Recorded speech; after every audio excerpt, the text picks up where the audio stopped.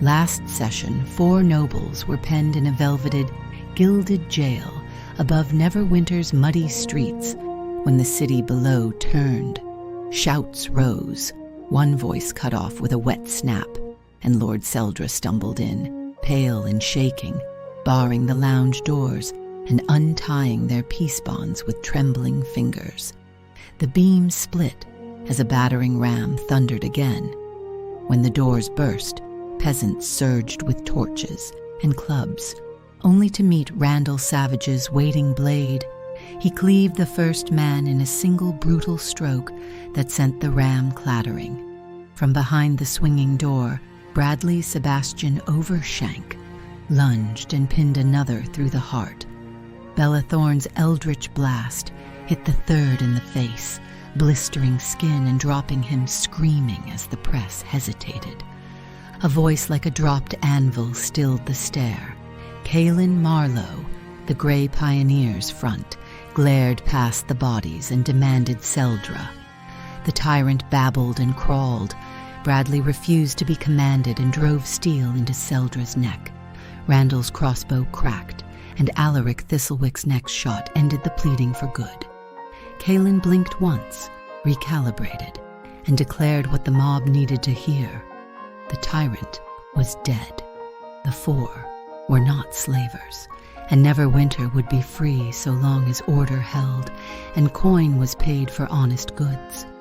The crowd ebbed, chanting freedom while guards were told to lay down arms or be put in place. The nobles walked north through thinning snow to the largest hot spring, where Seldra's freshly painted manor waited apart from town.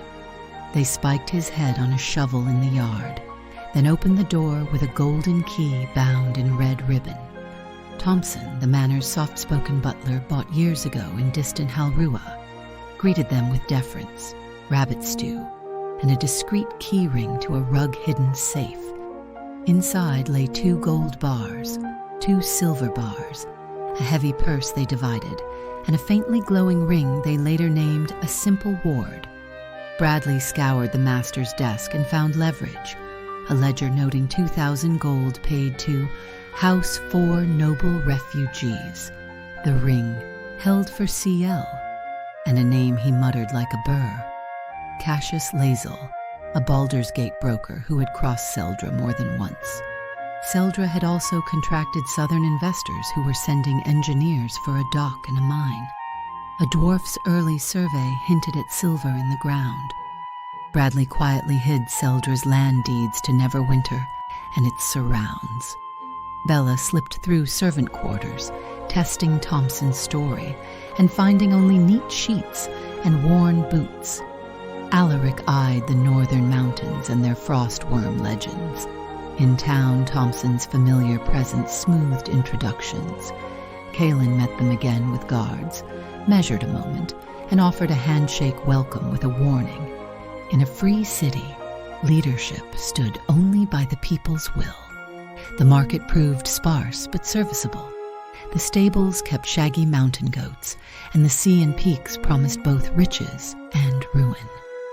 With a house claimed, a truce struck, and southern obligations closing fast, the 4 settled into their new foothold and weighed whether to forge papers, court merchants, or take the north by tooth and nail.